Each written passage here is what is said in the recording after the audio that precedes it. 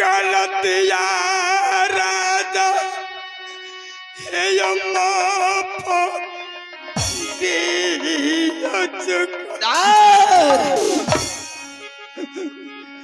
फिर नहीं दोबारा गलती हुई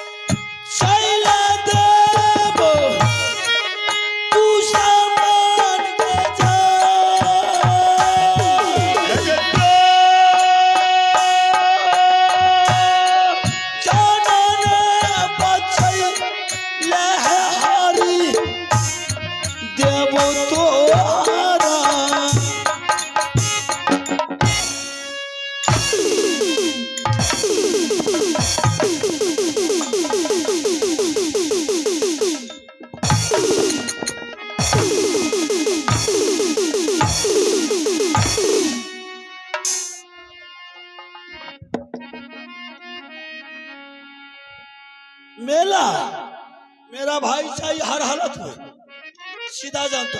अगर भाई नहीं है तो समझ लो रानी भी नहीं। देवरा सुलाला या रुदला पा बुयम्मा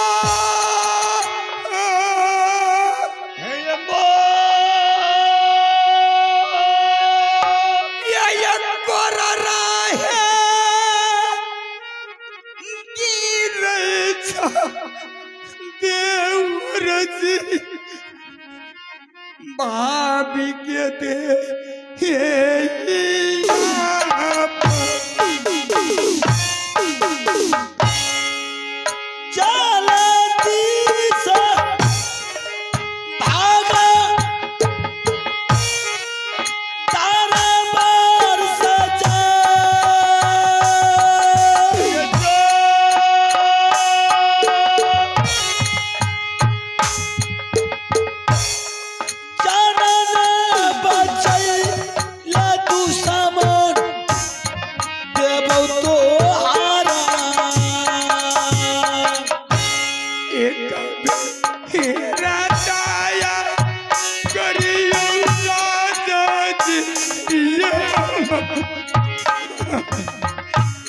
ये कभी तेरा लाया राजा करियो ये रोनी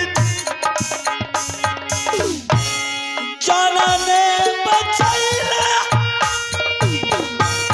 है हरी के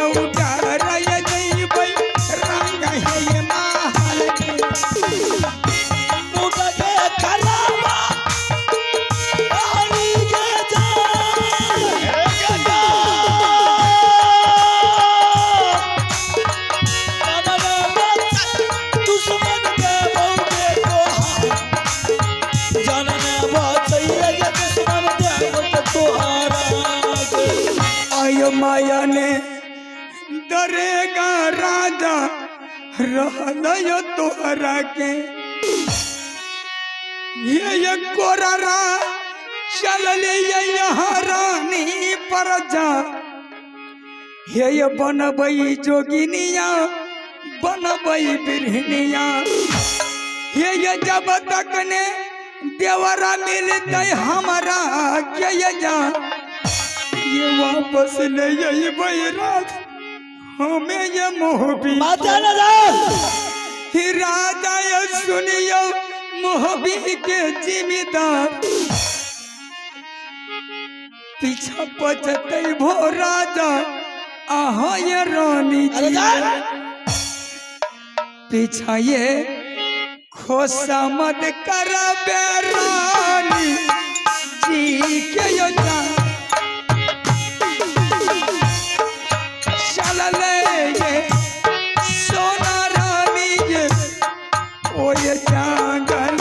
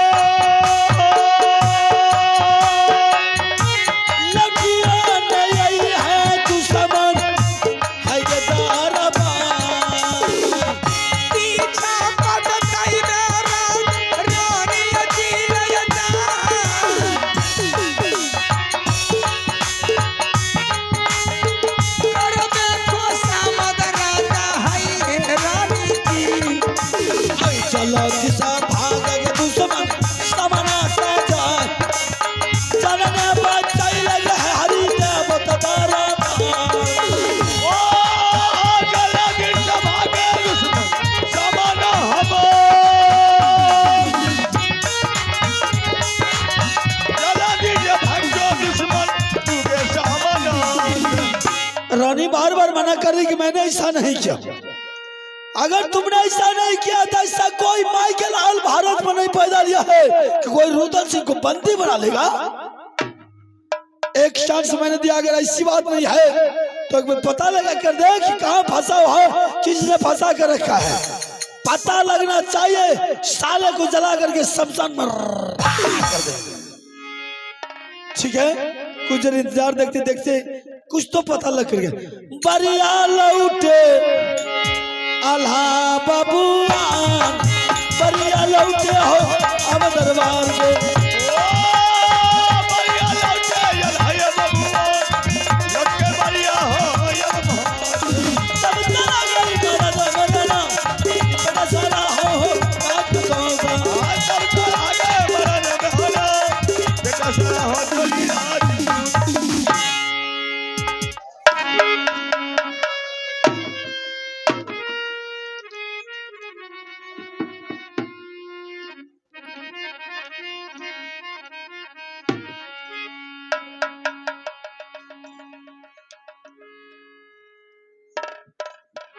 बोला जा, शादी करोगे या बर्बाद हो जाओगे आज मेरे हाथों से।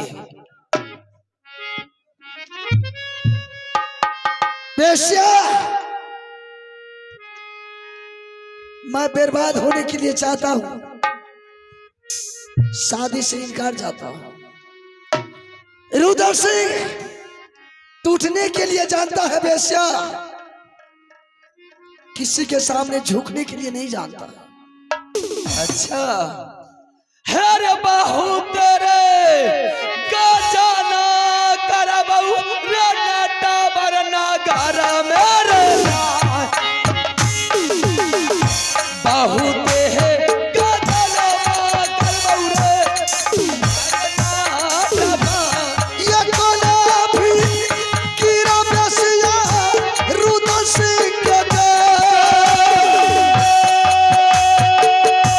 ये कोना भी कीरा बेसिया बाबू रुदल सिंह के।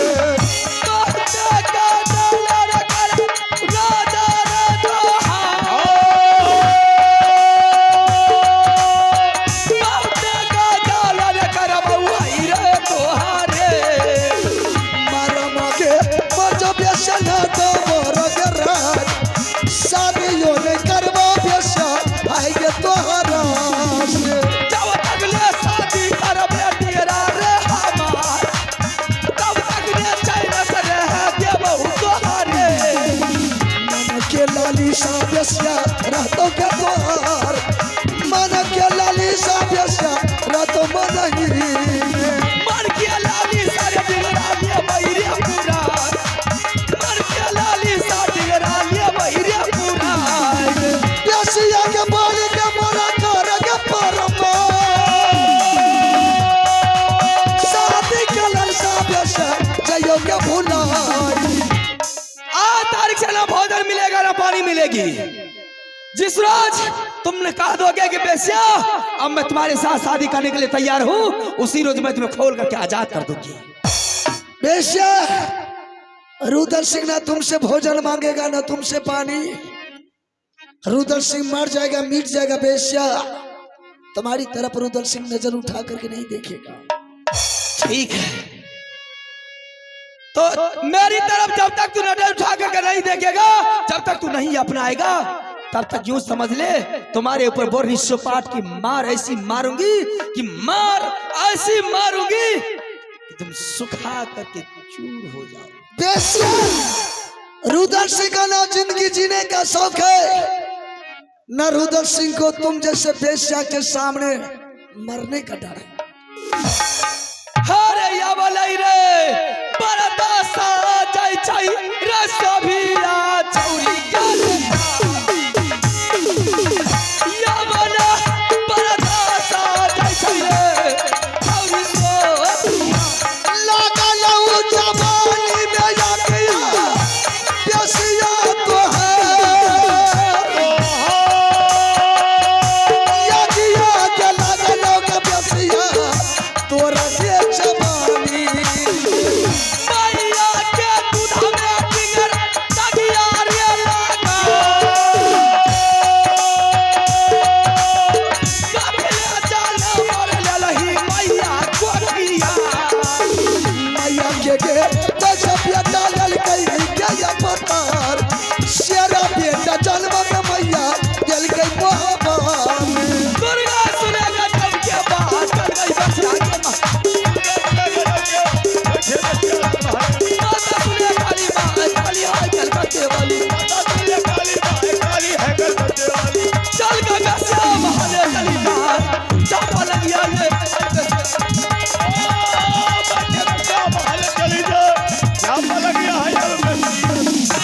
कोनो ने समझ आया मोह बस जा कोनो ने खबर माता के या बैना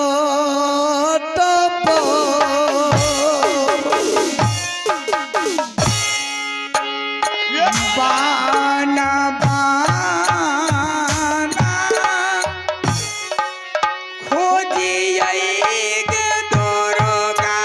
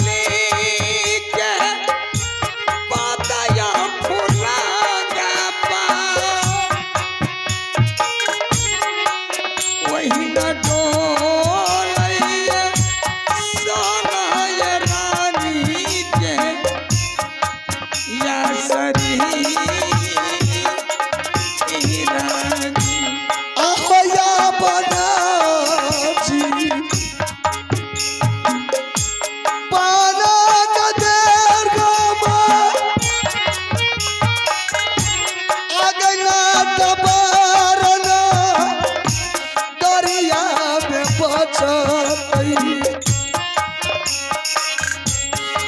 ना कि बचतई के नाता पर गलो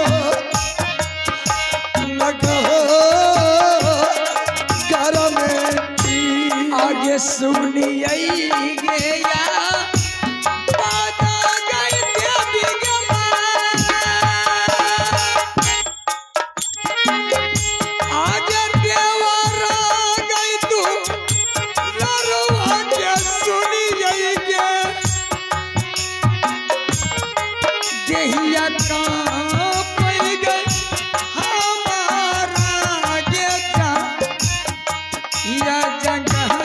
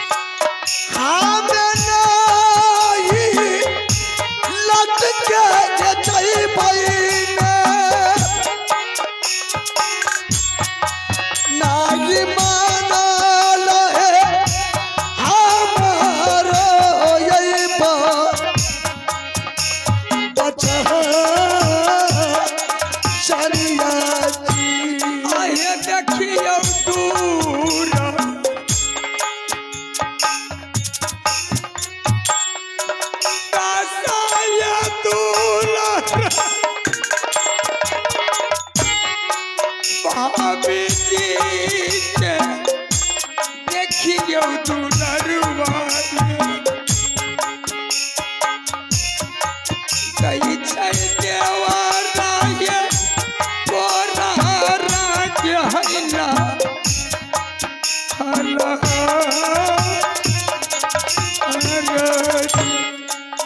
ऐसा नहीं है रई के ये चाहिए भैया मोरा से होना राके भाभी कल के भैया है तारा है यही का गला लदिया थी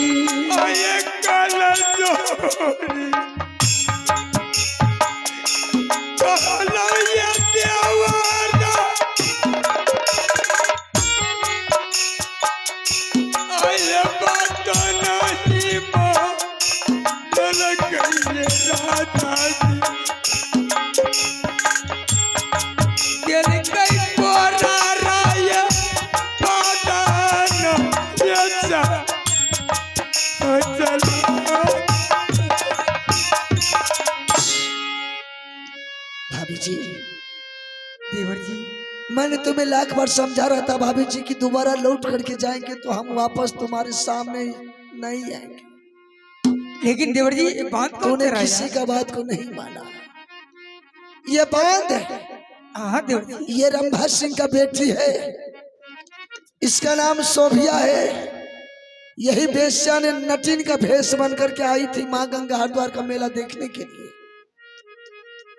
और इसी के पास में तुम्हारी जादू का पुस्तक गला का नौलखा गिरमलहार यही बेश्या ने लिया। हाँ वही बेचा लिया है। हाँ भाभी, जब मैंने वह दोनों सामान इस बेश्या से मांगा तो ये बेश्या ने मुझे जादू के फसान में फंसा करके ले आई है शादी करने के। क्या शादी करने के लिए वो फंसा करके लाई है? हाँ भाभी जी, वही बेश्या ने ये कैद घर में मुझे बांध करके चली गई है। भर दिन वह बेश्या भेड़ा बना करके करारी धूप में मुझे ठोक देती है। जब शाम सूरज ढलने लगता है तब बेश्या वहां से मुझे महल लाती है, फिर से मुझे मानव का भेष बना करके वह बेश्या मुझे शादी का वातावरण पूछती है। देवर जी आप बेश्या के साथ शादी किए या नहीं किए? बेश्या की तरफ से मैं नजर उठा करके नहीं देखता हूँ, ना बेश्या के हाथ से मैं अंजल करता हूँ। देवर जी आप शादी नहीं किए बेश्या के साथ तो बहुत अच्छा काम किए। यदि बेश्या के साथ देवर जी शादी कर लेते आपका बड़ा भाई कहीं नाश्ता ही हो जाता। देश देश के क्षत्रिय मुगल पठान सभी आकर के मेरे पतिनाथ को दोस्ते। ऐसा करो भाभी, वह बेश्या पल पल में इस बंसार घर आती है शादी का वातावरण पूछने के लिए। तुम जितना जल्द हो यहाँ से वापस लौट करके राज मोहब्बा चले जाओ। भैया को बोल देना, भैया जाएगा वहां से सरसा किला जाके मेरे मलखान भाई है, सलखा भाई है, वहां से सैना साज करके जाएगा बनारस किला जाके चाचा सैयद भैया अकबर है। जब तक सैना साज करके ये नटवर किला पर चढ़ाई नहीं करेगा भाभी, यह बेश्या मेरी जान को नहीं छोड़ेगी। ठीक है देवर जी, मैं मोवी किला जा रही हूँ, सभी क्षत्रिय लोग को मैंने खबर अवश्य पहुंचाऊंगी। लेकिन देवर जी जब तक आपका बड़ा भाई का, जब तक भाभी जी का ऑर्डर नहीं मिलेंगे तब तक आप बेश्या के शादी नाम नहीं ले सकते। ऐसा नहीं होगा भाभी, बेश्या किस तरफ मैं नजर उठा करके नहीं देख रहा हूँ। मैं मर जाऊंगा मिट जाऊंगा भाभी, इस बेश्या के साथ मैं जिंदगी में कभी शादी नहीं करूँ। देवर जी आप धैर्य बांध के रहिए, मैं हफ्ता रोज में सहना सजा करके मोहब्बत किला से अवश्य मैं नट करके लाऊंगा। ठीक है भाभी, चले जाओ। ये शादी जो नहीं करी हो देवरा, ये बेसिया छौरी संग में जा, ये शादी के हे ललसा बेसिया के जियरा में ये चालई भई। चाहे जानो चाहते भाभी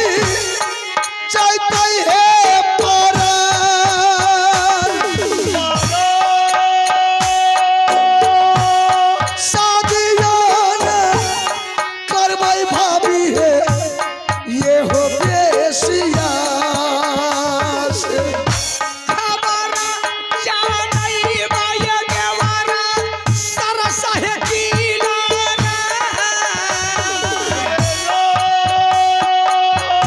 यारो है खबर या जानई भाई किना ये बहाना रस के बतिया ही अइबा भाभी नाटबर से चार कहिया मोर भाभी भैया ये तै मोहबा चला रही सोना ये मोहबिया किनारा खबर जब पहुंचई भाई के भैया स्वामी के नाथ के दिया बाट कसिया के बोली मोला कर पाया मन लगे भैया कसिया बड़दार मारा ये दुर्गा मैया की दरबार यहाँ खबर दे हमारा भैया की हाथ बताया हमारा ये मैया काली है दरबार काली है तू कल की भैया की विकास में बखरी वाली चल गई सोना ये मोहबीरा खबर जना तुझे हमारा राजा की चले सोना महल चली गए सोना रंग महल माता के सुन ले तू दुर्गा के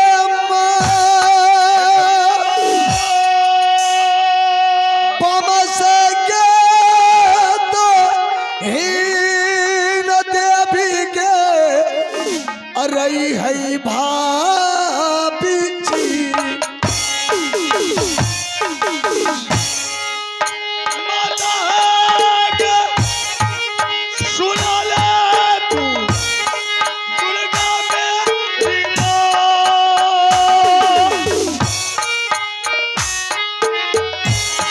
बाबा के दहीना देवी के बाबू दलसीना खबर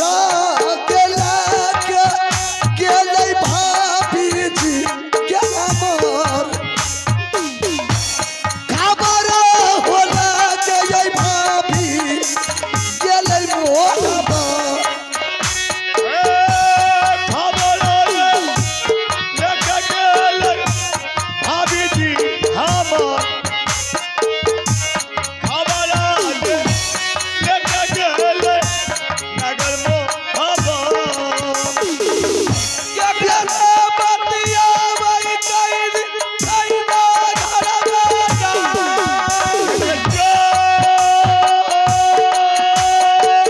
ये प्यारे बतिया वही कैद कैदा घर बेसिया हो या मैं भैया नाटब राजा बेसिया हो या मैं भैया ये हो पनसार में चल गए सभिया के बंसर में जा